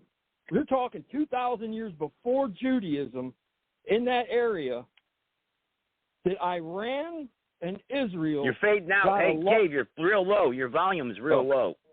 Israel and Iran were very, very. They got along, believe it or not. Everybody in that area did, until monotheism and religion came in to have one God and one belief, and that screwed them all. So. Well, I don't know about that, because now you're talking. You'd have to go back to Abraham in those days, then. You know, around that 2,000 years time. before that. 2,000 years before that. You know, because I don't know. I'd like to, because if we get into a history thing where we start talking about, you know, who's who, I want to talk about today. How are we going? How is this going to affect us today?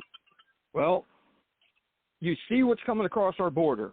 You have these militant-age men, and you can't tell any American this because they don't listen. You know, you can beat them in the head with a stick, and they'll still do the same stupid shit, and can't change their mind, just like the voting thing. You think they're going to vote their way out of this big shit show that we're in when they haven't changed anything since 2020, dramatically, to get the whole thing in order.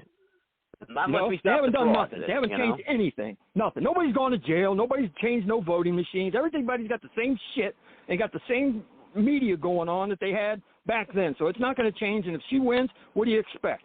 Hell, Biden came out of the basement one time at least, and did a debate. That's where he's won more than he had before. But the thing is, they're sending, everybody in the world is pissed off, and they're aggravated and sick of American interference in their governments and their countries, and they have sent their worst from their jails and everything else here. And they have small arms, and I'm not talking about handguns and grenades and whatever. These people are carrying the preferred weapon of the Iranian assassins, and that is the dagger. There are more knife attacks. They're up over 1,000% on every piece of land on this planet that we're on. That's a fact. You have guys stabbing rabbis, babies getting stabbed in baby carriages around. I mean, this is ridiculous, but that's what they're going to do, and that's what they're. I know in Europe it's real bad. I know in Europe it's real bad knife attacks. Yeah. But that's the thing. It's quiet. You don't have the distraction. You don't have a big focus of attention. By the time you stab 6 or 7 people and you're a crowd of people, nobody even knows what the hell's going on. Because they're either falling down, panicking, and you just look like another one of them. You know what I'm saying? Very, very, very lethal. I mean, it's terrible. And you see the European police attack the guys that are trying to stop the guys that couldn't. I got a video of this I'll send to you. This guy walks into a little thing with it looks like a bazaar or something. There's maybe about 40 people around, but there's 8 people in one specific area at a table. And this dude walks in with a knife and just goes to work. Stabs every one of them. Some guy comes from this and tries to stop this guy and tackles him. And who's the cops take on? The guy that tried to stop him. The cop's laying there on top of this guy trying to wrestle with him, and the guy's trying to tell him, turn around. Guy sticks the cop right in the neck. Kills him right there. Oh, man. Unbelievable. I see that video. That's insanity. But they're here. And people better wake up, man. My city has gotten so bad. That's why I haven't been around talking or anything. I'm packing my shit, man. I'm done with this sanctuary city bullshit. They can have this and pound salt. Pound salt. See, I don't have none of that here, Dave. Here in my county, in my city, it's not bad at all here. It's like we're immune to it. You know, there's nothing here that's happening. Can you imagine when you have your politicians that sit down in a city council and they say they're going to welcome the very thing that we have a border and border patrol for, to stop that, to not have that here. And what do? They offer sanctuary to these sons of bitches where they come in and they start committing crimes. Look at Colorado right now with the Venezuelans taking over. They have taken over almost a whole city down there. It's insane. Oh, I heard about Aurora. How about Colorado? What's going on in Colorado? Aurora, Colorado? You hear about Aurora? No, I think it's in, I can't remember the name of it. But they started with a street, like they were having a parade or some shit, it looked like. And then it went full scale, blocked the streets off. And it was almost like a planned attack where now they've got control of an apartment tower. That's insane. Yeah, it's in Colorado. Okay, that's Colorado. It. Yep. And they're Venezuelan. They're not even. Yes, that's the one. Yep. Yeah. It's bad. It's real bad. I guess that's what has to happen to your city in order for you to realize these sons of bitches got no good plans for you. Yeah, I was watching video on the dark web last night about that crap, man. It's bad. Sarge, I don't know if you heard about that or not, but it's bad. I saw some in China today. China today had some problems. Yeah, Joe. What Dave is describing is very accurate about that German police officer that got killed. I saw that video too. The same guy who they were trying to stop from attacking people. As police officers rushed, the guy came from behind him, he stabbed in the neck and killed the guy. And the same thing happened in the German city of Solingen the other day. You know what Solingen is known for? Making blades. German industry that makes blades and razor blades and swords and stuff like that. Wow. They're known for making edged instruments, whether they're swords or knives or whatever. And they just had a big attack of immigrants using edged weapons to kill people in Germany. And the people who speak out against it are the ones who are being prosecuted and threatened with jail. Oh, my God. Oh, that's what's going to happen here. It's amazing. It really is. I mean, it's already happening here out west, out in Colorado. Like Dave was just talking about, Venezuelans. They got packs of them, hundreds of them, Sarge, just taking over entire city blocks. And they won't do nothing about it. Hey, I swear to God, I saw a video. I got to look it up again. I know. Where's the militia? It might be London City. I've seen this. London City don't have any wild elephants walking around. Now, I'm not shitting you when I say this. I saw a group walking down the street with this. They look like they were from a tribe that had their headdresses and shit on. Is what I'm trying to say. They had their beads on. They look like Zulu warriors walking through the fucking city of fucking London or somewhere in Europe. And I said, okay, this is absolutely insanity. And then they pan the camera back around, and there must have been 1,000 of them. 1,000 of them. Hey guys, you got to realize what the goal of all this is. There's a goal behind it. This isn't some kind of action.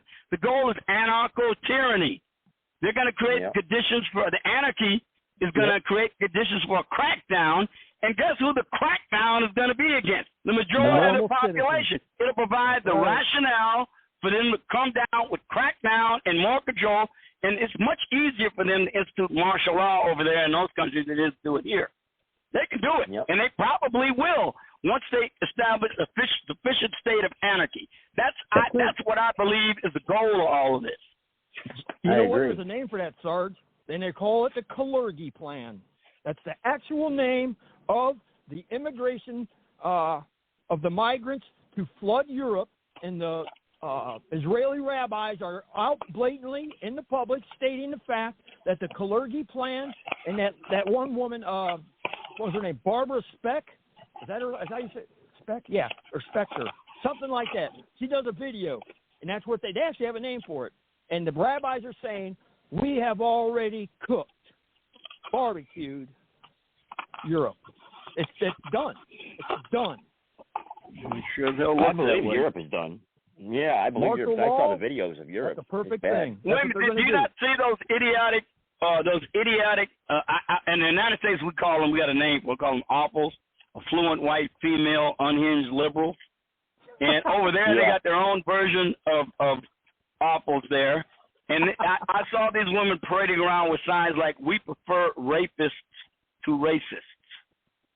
Oh my God! They were parading around with signs. We would rather have rapists than racists, as they deserve. Right.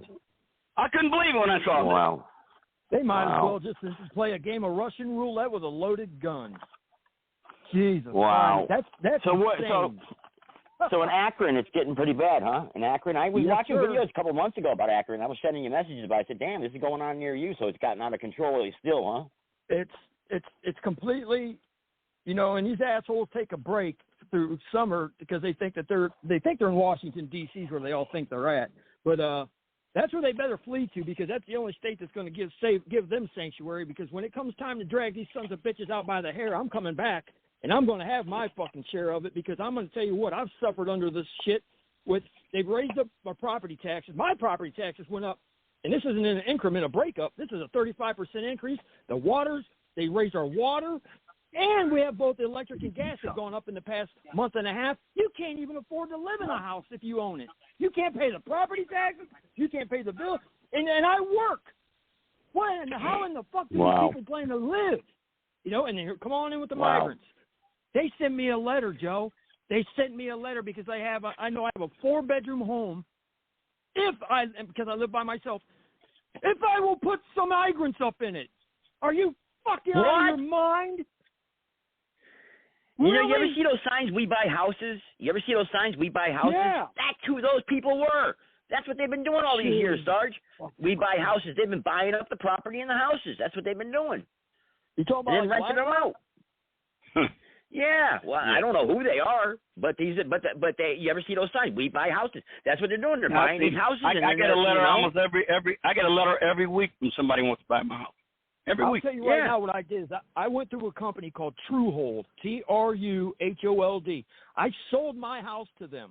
They asked me what I wanted for it, and I looked into it, and I'd seen that they were seemed to be legit to me. So I thought, this is real. If this goes bad, I'm going to burn everything I own, and this place too. They actually they gave me my asking price, and I never had to leave my house to go see a notary, anything to do with the title. Like, they sent somebody here, and they actually put the money in my account, and I ended up signing a lease month to month to stay here until I want to move. They offer that. What? Yeah. Wow. So you don't even know who bought your house. I don't know who they are, but they paid me. I got the money in the bank. And I paid them rent for 6 months. I'm on my 4th month, so I got 2 months, and I'm getting the fuck out of here. Man, they know that they can make a long-term profit on all this stuff. They know as long as they got the house, they're gonna be able to rent it out or whatever. Well, they're looking at long-term, man. They're not looking at the short-term. They're looking at long. They don't want profit, though. They want to destroy it. Right. Well, my situation is different because my property line butts up to the city's mishap in their accident, which they had to create a actual wetlands project like the Everglades because it flooded. And they've saturated the ground level to the top of the water now is raised 13 feet. So when I stand in front of my house on the road, the water level that butts up to my property is no farther than 25 yards away, and it's as high as my basement ceiling. So that water, wow. Yes, I had a flooding problem, and they send their guy out here, and I did what I could do to get the inspection to pass, and I said, hasta lasagna, don't get any on you. So I did that. They got their hands full. But everywhere else, yes, they just need a structure, and they'll tear out walls and put in extra bedrooms and make people live in fucking 5x8 little shanties. Well, that's what they're going to do. They're going to turn they're going to turn it into one of those 15-minute cities. That's what they're going to do. Yes. Well, you know who signed that #1 out of anybody first in the country was old Cleveland, Ohio. That's another cesspool that needs shoved into the lake up there. Yeah, it's a dump. Wow. 15-minute city. Yeah, you can't go nowhere out within 15 minutes. You know what? People better start looking at these other countries where this shit's being implemented because it's not a joke. When we talk about it isn't. This isn't something that's a plan or a theory or an idea. I'm talking about facts that I've seen and talked to people and say, hey, yeah, it's for real, man. Ireland's getting their It's ass happening kicked. now. It's Ireland's happening now. Whooping right now. And I think that yeah, it's there's bad. going to be a lot of bloodshed in the next 3 months. We're going to have a serious something go on. It's going to be a lot of people getting killed. I think next year. It'll be next spring. I think it'll be in the springtime. I think that's when they're going to start their crap. You know, because they got to get Harris back in there. You know, it might be after November when these guys run this election into the dirt again and they fucking get what they want. That's what I'm saying. That's when it might be all over for us. Right now on the back it says you will not vote them out. What's this? What is she saying in there?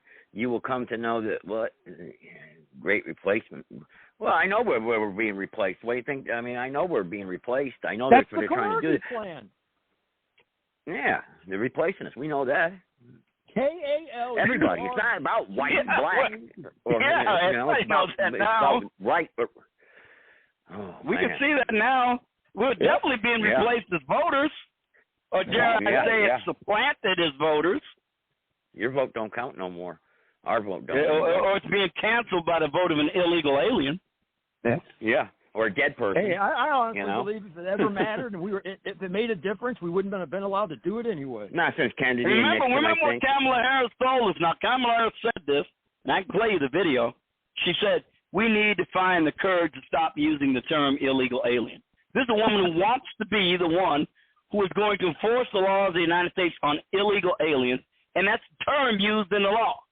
And she tells us we need to find the courage to stop using the term illegal alien, which is in the laws of the United States. She will take a duty to swear to uphold.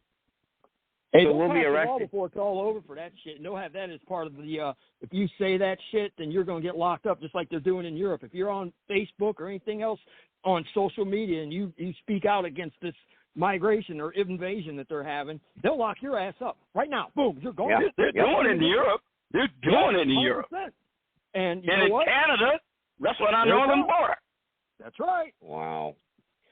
And I played in the beginning the greatest generation there. The generation that was I don't know if they're the greatest generation, but they were the last of Americans, the people that grew up in the 20s, 30s, 40s, and 50s. You know, after that, that's it.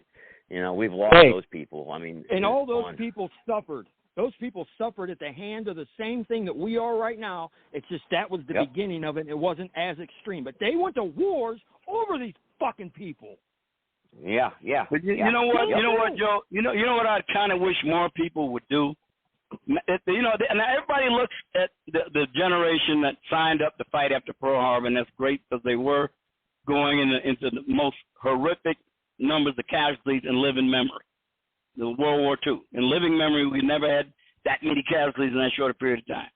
But what people should take a look at even more so, I think, and try to understand what sacrifice is what those men who are in the Philippines, Wake Island, Guam, all those places, they were told they couldn't be reinforced. There was no help coming.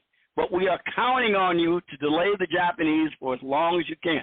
Remember, the United States was being defeated. Yeah, Sarge, you're right. And they were told, we're not going to be able to get you any help, but we've got to get you to hold the line for as long as you can. That means you're going to be starving. They told MacArthur that. Yeah, you're going to be starving. You're not going to have any ammo. You're going to run out of medical supplies. You're going to be besieged. You're going to have diseases. We expect to keep fighting for as long as we can to buy us time. And they did it for over 3 months. On Philippines, the lady, get out. The Bataan Peninsula, and Corregidor, and all those other places. Yeah, MacArthur wouldn't leave his troops. He wouldn't leave. You know, they offered. They said, get out of there because you're not getting any help. You know, he wouldn't leave. He stayed there. Yeah, and they were told this, and they grumbled about it. You know, they'd go say, "What?" They told us we were going to get relief. They told us there was a relief force on the way. You better believe they hated the idea. It felt like they were being betrayed, but they did it anyway. Yep. They did it. Yep, sacrifice. Yeah, I mean, if you watch that movie, We Were Expendable, and you got this officer. He's telling the guy they called Brick. He was based on Buckley, who got the Medal of Honor for getting MacArthur out of the Philippines. And this guy named Brick is Robert Montgomery, who was actually a Silver Star awardee during World War II. He skippered PT boats, and he was executive officer and destroyer. Anyway, he's being told by his CEO that you guys are going to have to lay down a sacrifice bunk because you're going to be sacrificed, but we expect you to do it for the team. And people look at it today and think how corny that is. But that's exactly what they were told then. Yep. They were actually told this. And the men looked at it and said, well, I guess that's what we got to do. And they did it. That's what I'm afraid of, Sarge. All this happens, and I'm in shape still. I'm still able to fight and run and hike up hills and stuff. But 20 years from now, I'm not going to be able to. I don't want to be a man not being able to fight.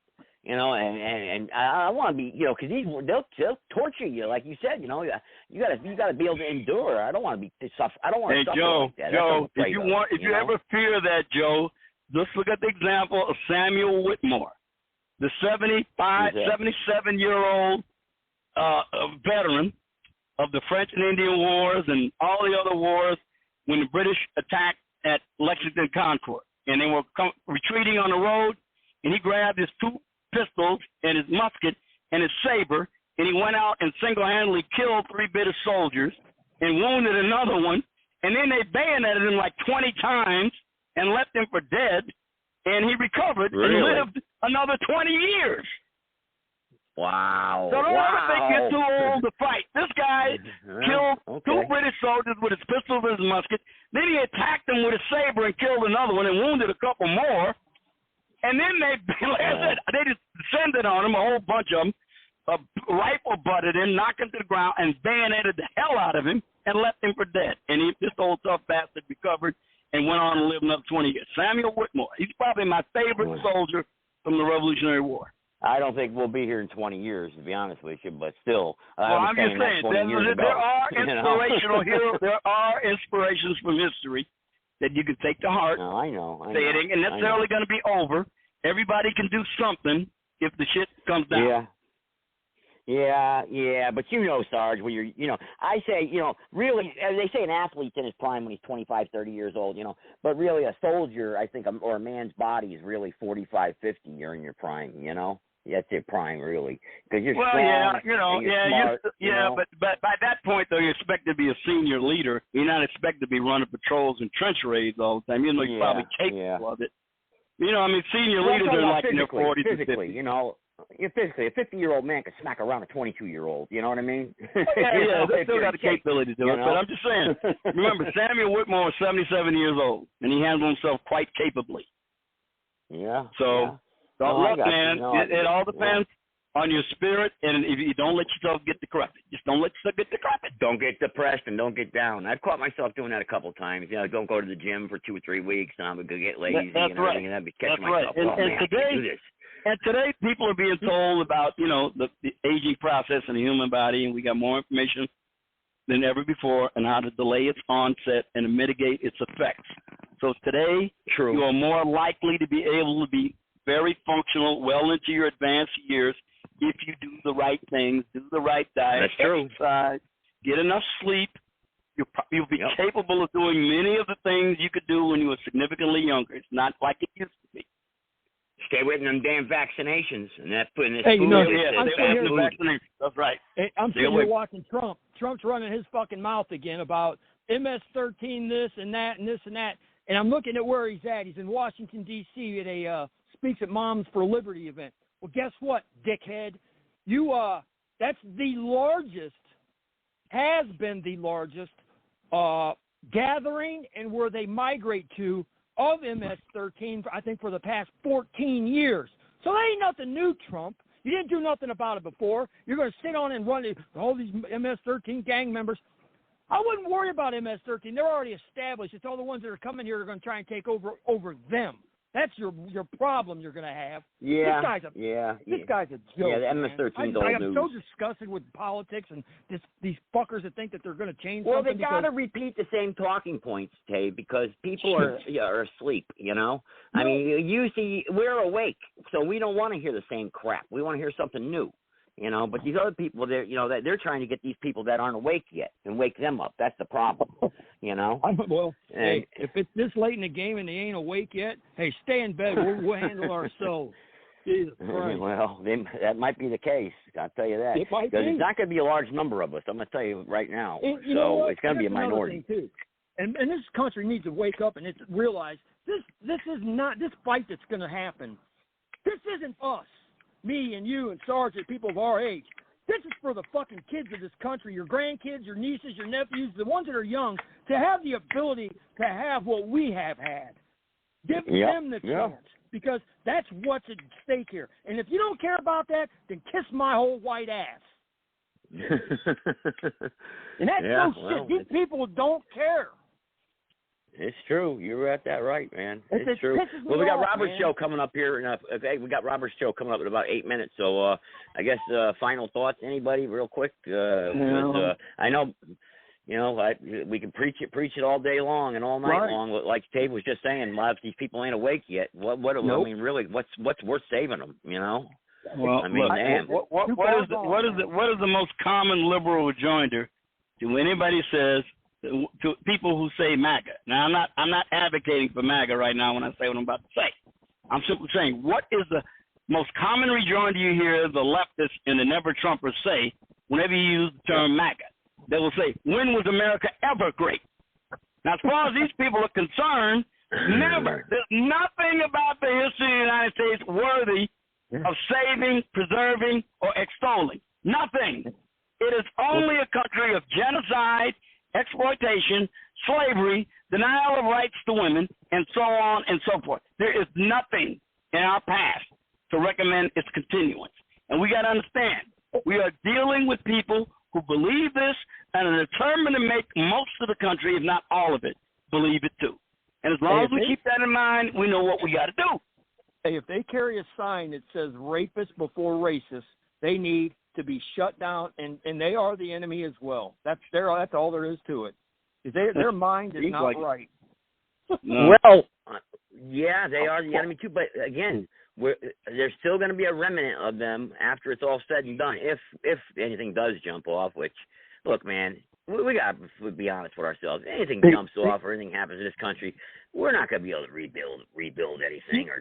I mean, come on, think about it. I mean, what? I don't know, man. You don't see after the mood of the country during the Civil War and after, you probably said the same thing too, but didn't work out that way. I was on a call the other day with a group of people, and you're not going to believe this shit. There's a guy that chimes in and comes in online. Nobody knows who he is. It's almost like a Zoom meeting. So his thing pops up, and we're bullshitting.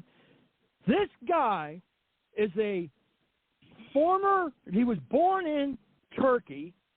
He came to the United States when he was 7 years old, and he fled 2 years ago because the FBI was investigating. He thought they were coming after his ass, so he goes back to Turkey. So he's on our call asking and has a GoFundMe account to pay for his flight back from Turkey to America.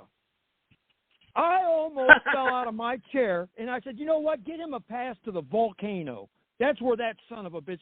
These people think they're entitled to be here when they have given nothing. Nothing. No one on their family members. They're here to take from everybody, and the sooner they realize that, the better off we'll be. Yep.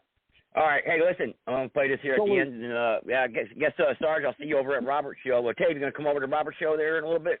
Yeah. Yep. All right, then. All right, guys, thanks for calling in tonight. Appreciate it. Yep. President Kerr, in fact, is the manager. And I tell you something, the faculty are a bunch of employees, and we're the raw materials. But we're a bunch of raw materials that don't mean to have any process upon us, don't mean to be made into any product, don't mean to end up being bought by some clients of the university, be they the government, be they industry, be they organized labor, be they anyone, or human beings. There's a time when the operation of the machine becomes so odious, makes you so sick at heart that you can't take part. You can't even passively take part. And you've got to put your bodies upon the gears and upon the wheels, upon the levers, upon all the apparatus, and you've got to make it stop. And you've got to indicate to the people who run it, to the people who own it, that unless you're free, the machine will be prevented from working at all.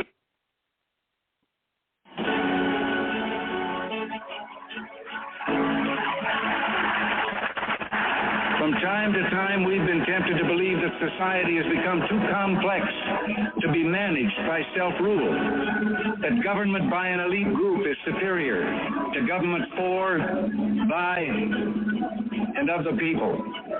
We are a nation that has a government, not the other way around. And this makes us special among the nations of the earth. Our government has no power except that granted it by the people. It is made up of men and women who raise our food, patrol our streets, man our mines and factories, teach our children, keep our homes, and heal us when we're sick. Professionals, industrialists, shopkeepers, clerks, cabbies, and truck drivers. They are, in short, we the people.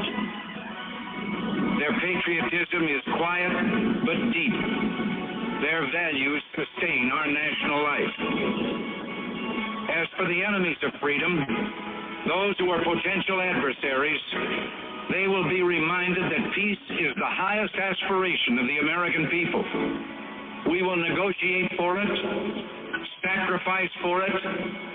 We will not surrender for it now or ever. We will maintain sufficient strength to prevail if need be, knowing that if we do so, we have the best chance of never having to use that strength. Above all, we must realize that no arsenal or no weapon in the arsenals of the world is so formidable as the will and moral courage of free men and women. It is a weapon our adversaries in today's world do not have. It is a weapon that we as Americans do have. Well, I believe we, the Americans of today, are ready to act worthy of ourselves, ready to do what must be done to ensure happiness and liberty for ourselves, our children, and our children's children. We are a nation under God, and I believe God intended for us to be free.